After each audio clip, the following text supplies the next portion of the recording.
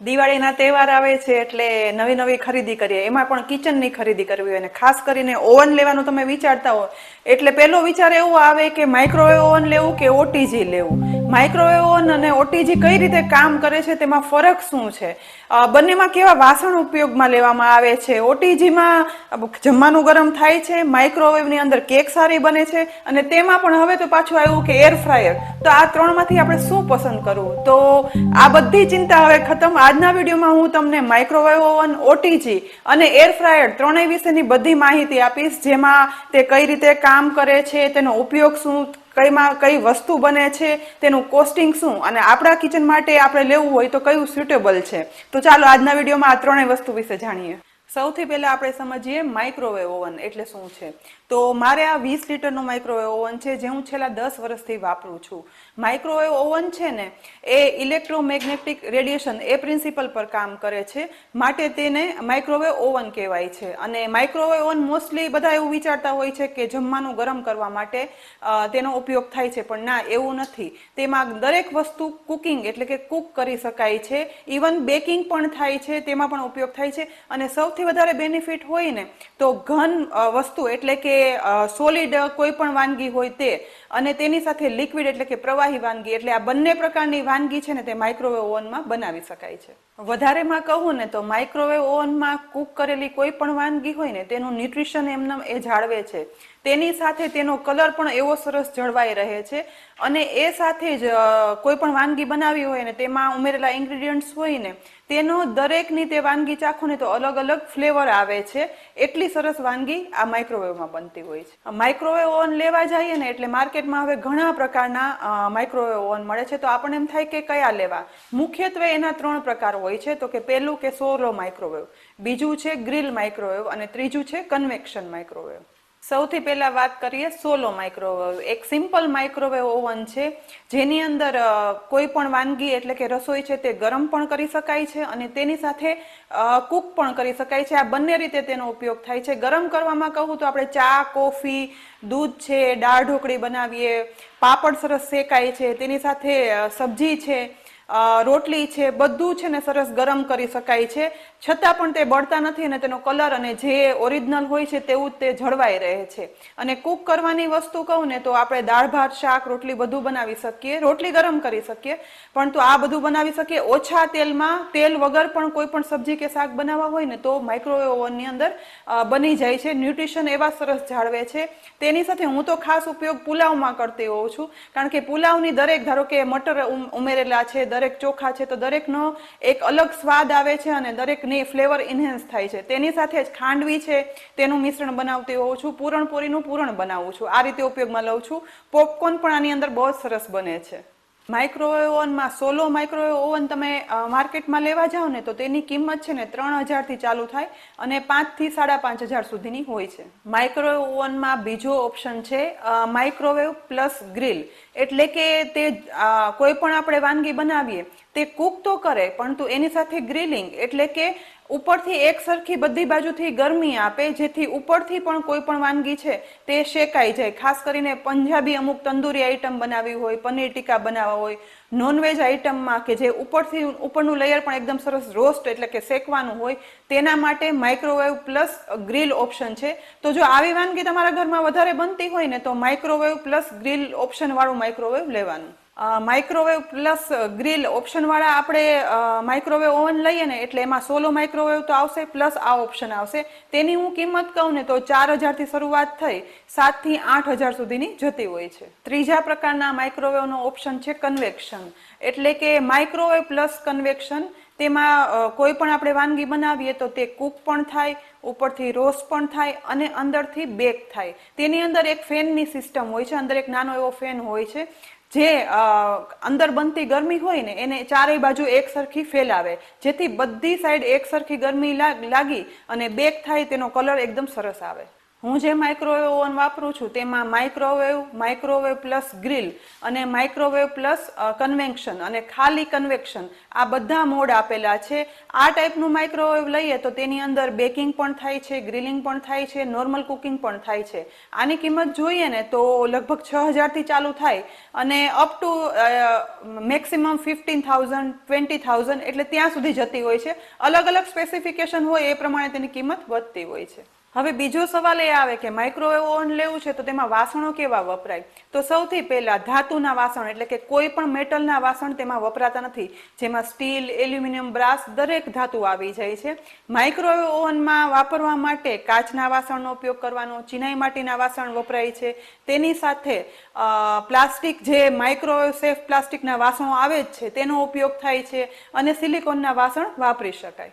હવે microwave oven લેવું હોય તો જો ઘરમાં દરેક વસ્તુ ગરમ કરવી હોય, ખાસ કરીને વર્કિંગ વુમન હોય કે એને વહેલી રસોઈ કરી લેવાની હોય અને બપોરે બધાને જમવાનું હોય તો તેના માટે આ ખૂબ જ ઉપયોગી છે. અને બેકિંગ તમે રેગ્યુલર ન કરતા હોય, 3-4 મહિને એકવાર બેકિંગ કરતા હોય તો તમારા માટે માઇક્રોવેવ ઓવન છે તે યુઝફુલ છે. તેની સાથે જ ઓછા તેલમાં રસોઈ કરવી હોય તો એના માટે પણ માઇક્રોવેવ ઓવન છે તે એકદમ યુઝફુલ છે. માર્કેટમાં બીજા પ્રકારનો ઓવન આવે છે ઓટીજી. ઓટીજીનો આમ મતલબ તમે જુઓ ને તો કે ઓટીજી ઓવન, ટોસ્ટર અને ગ્રીલ. અને ઓટીજી એ આમ જુઓ ને તો કોઈ નવી પેલી આધુનિક ઇન્વેન્શન નથી.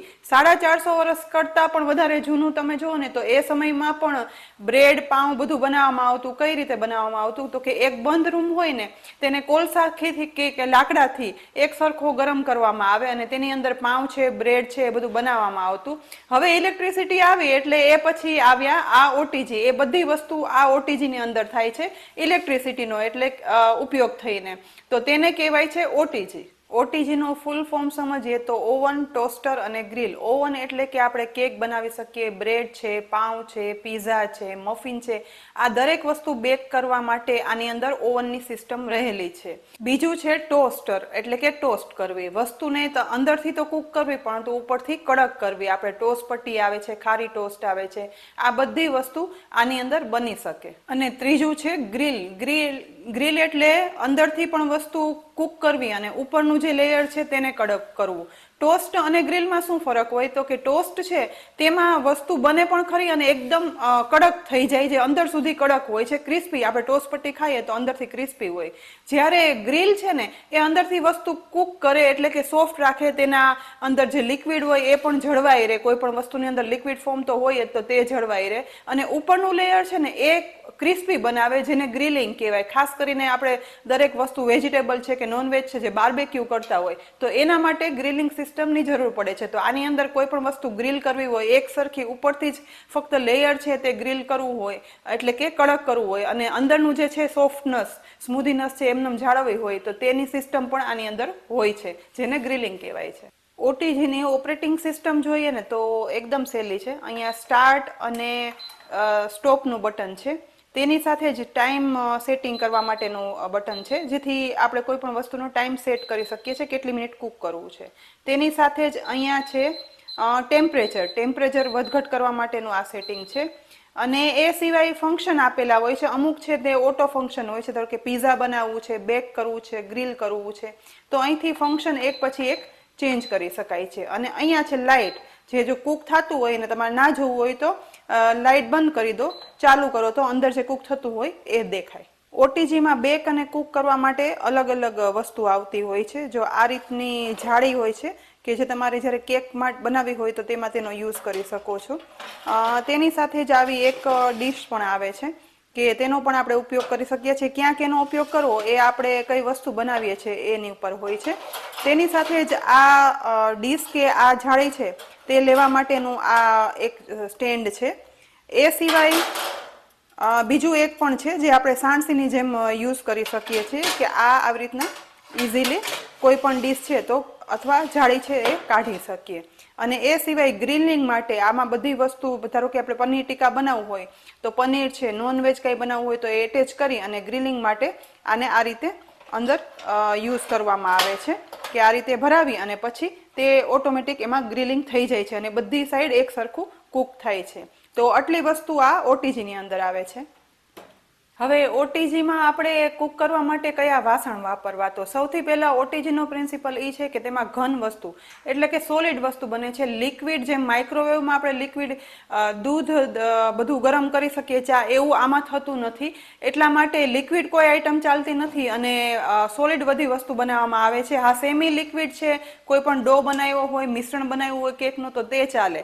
તો તેના માટે વાસણોમાં કહું ને તો આ રીતે કોઈ પણ ઓટીજી માટેના વાસણ આવે છે જે એલ્યુમિનિયમના હોય છે, જે ખાસ ઓટીજીમાં બધું કુક કરવા માટેના હોય છે. તો આ બધા વાસણ ઉપયોગમાં લઈ શકાય છે. હવે તો સ્ટીલની પણ અમુક પ્લેટ આવવા માંડી છે કે જે ઓટીજીની અંદર ચાલે છે, પરંતુ એને સેફ હોવી જોઈએ એ જરૂરી છે. તો આવા બધા વાસણો છે તે ઓટીજી માટે ઉપયોગી છે, એટલે કે એમાં કુક કરવું હોય તો આ બધા વાસણનો ઉપયોગ કરવો, એટલે કે મેટલ છે તેમાં ચાલે છે. એટલે કે માઇક્રોવેવ ઓવન અને ઓટીજીમાં વપરાતા વાસણમાં એટલે કે યુટેન્સિલ્સમાં શું ફરક છે? તો કે માઇક્રોવેવની અંદર કોઈ પણ મેટલના વાસણ હોય, ધાતુના વાસણ હોય, તેનો ઉપયોગ નથી થતો. માઇક્રોવેવ સેફ કાચના વાસણો અને માઇક્રોવેવ સેફ પ્લાસ્ટિકના વાસણોનો યુઝ થાય છે. જ્યારે ઓટીજીની અંદર આપણે એલ્યુમિનિયમ અને તેને રિલેટેડ જે ધાતુના વાસણ છે જે ઓટીજી સેફ છે તેનો ઉપયોગ કરવામાં આવે છે. ઓટીજીની કિંમતમાં કહું ને તો તે માઇક્રોવેવ કરતા છે ને કિંમત તેની ઘણી ઓછી હોય છે. લગભગ 2-2.5 હજારથી ચાલુ થાય છે, તો 10,000 સુધીમાં સારામાં સારું ઓટીજી છે ને તે આવી જતું હોય છે. પરંતુ ઓટીજીમાં કુક કરવામાં સમય વધારે લાગતો હોય છે, જ્યારે માઇક્રોવેવમાં તેનો અડધો સમય થઈ જાય છે. અને આપણે બીજું જોઈએ કે આ બે વસ્તુ આપણે જોઈએ તો આપણને એમ થાય કે બેમાંથી આપણે પસંદગી કઈ રીતે?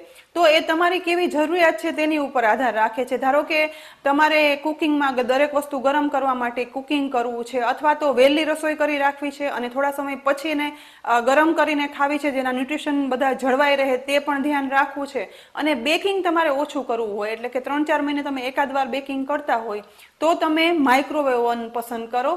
અને જો તમે બેકિંગ આઈટમ એટલે કે અઠવાડિયે 15 દિવસે અલગ અલગ કુકીઝ છે, બ્રેડ છે, પાઉં છે, દરેક કેક છે, દરેક આઈટમો જો તમે બનાવતા હો અને એમાં તમારે વધારે યુઝ થતો હોય તો તમે ઓટીજી લો. એટલે પસંદગી તમારા ઘરમાં કઈ પ્રમાણે રિક્વાયરમેન્ટ છે ને એ ઉપર છે. અને હવે આપણે ત્રીજું જોઈએ એર ફ્રાયર. હવે જોઈએ અત્યારનું સૌથી ટ્રેન્ડિંગ છે એર ફ્રાયર. એર ફ્રાયર છે ને એ રેપિડ એર સર્ક્યુલેશન એ પ્રિન્સિપલ પર કામ કરે છે, એટલે કે હોટ એર છે એ ચારે બાજુ ફેલાય અને કુક થાય, તળાઈ જાય, એટલે કે ફ્રાય થઈ જતું હોય છે, ઓછા તેલમાં બનતું હોય છે, માટે જ તેનું નામ એર ફ્રાયર પડ્યું છે. એર ફ્રાયર એવું નામ પડે ને એટલે બધા લગભગ એવું જ વિચારતા હોય કે ઓછા તેલમાં, નહિવત તેલમાં વાનગી બનાવવા માટે, વાનગી તળવા માટે એર ફ્રાયર છે. પણ ના, એર ફ્રાયર એવું નથી. તેની અંદર કુકિંગ થાય છે, બેકિંગ થાય છે, રોસ્ટ પણ થાય છે અને તેની સાથે ઓછા તેલમાં બધી વસ્તુ પણ બનતી હોય છે.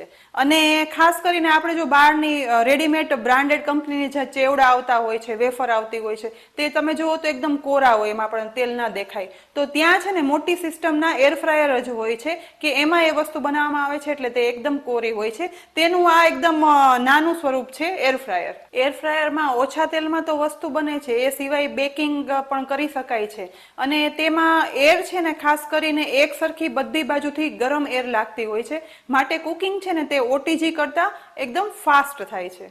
તો કન્ફ્યુઝન આપણું વધી જાય કે આપણે એર ફ્રાયર લેવું, ઓટીજી લેવું કે પછી માઇક્રોવેવ ઓવન લેવું.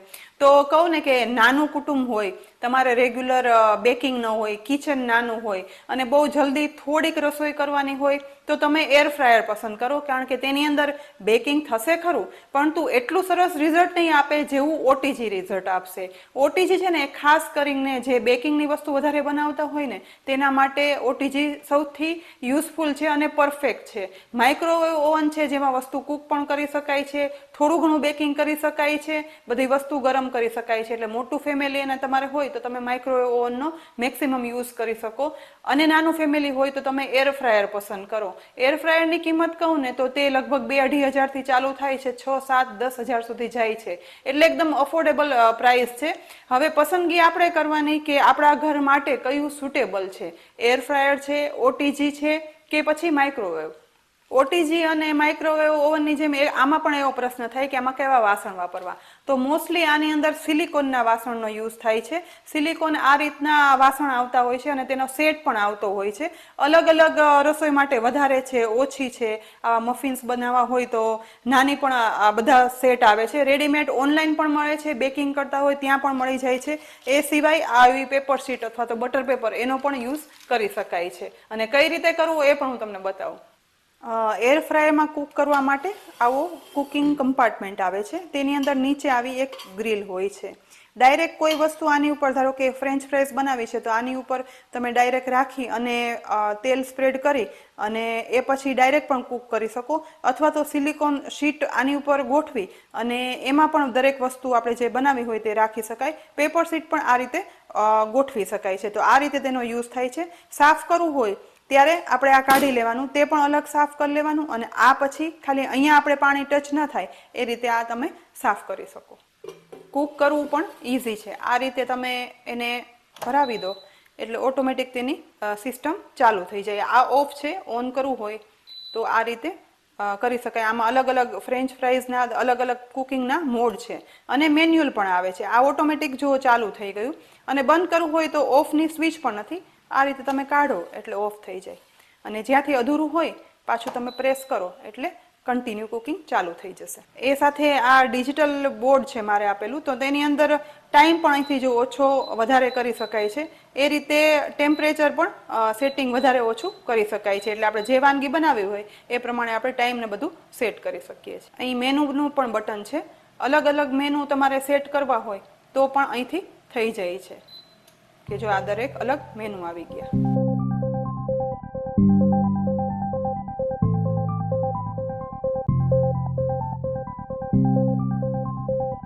તો આજે મેં તમને માઇક્રોવેવ ઓવન, ઓટીજી અને એર ફ્રાયર આ ત્રણેય વિશેની જુદી જુદી માહિતી આપી. તમારા કિચનમાં કઈ વસ્તુ સુટેબલ છે, તમારે કયો વધારે ઉપયોગ છે તે પ્રમાણે તમે ઘરમાં પરચેસ કરજો. અને જો તો હોય તો તમે તેનો ઉપયોગ કઈ રીતે કરો છો એ પણ કહેજો. હું તો માઇક્રોવેવની અંદર મેં તમને કીધું કે ગરમ કરવા સિવાય પાપડ શેકવા માટે, દરેક વસ્તુ ગરમ કરવા માટે, એ સિવાય પૂરણપોળી છે, ખાસ કરીને ખાંડવી છે, પુલાવ છે, શાક છે, એ બધું બનાવવામાં કરતી હોઉં છું. ઓટીજીનો ઉપયોગ છે તે હું કરું છું બેકિંગ કરવા માટે. એ સિવાય આપણે દાળ બાટીની બાટી હોય ને બહુ સરસ બને છે એના માટે કરું છું. અને એર ફ્રાયર મેં હમણાં થોડા વખત પહેલા જ લીધું છે, જેની અંદર ડ્રાય રોસ્ટ ચેવડા છે, ફ્રેન્ચ ફ્રાઈઝ છે, એ બધું બનાવવા માટે કરું છું. તમે શેના માટે આનો ઉપયોગ કરો છો એ કહેજો. અને સાથે જ આ દિવાળી ઉપર તમે આમાંથી શું લેવા માંગો છો એ પણ કહેજો. એ સિવાય મેં આપી એ સિવાયની તમારી પાસે જો માહિતી હોય તો જરૂરથી આ વિડીયોમાં કોમેન્ટમાં લખી અને શેર કરજો. આ સિવાય તમારે કયા વસ્તુ વિશે માહિતી જોઈ છે એ પણ લખજો, તો એવો આપણે વિડીયો ચોક્કસથી બનાવશું. તો આવતીકાલે નવી રેસીપી સાથે મળશું. એ સિવાય આ બધી વસ્તુમાં તમારે શેની રેસીપી જોવી છે એ પણ કહેજો. આવતીકાલે આપણે ફરી મળશું. ત્યાં સુધી આવજો.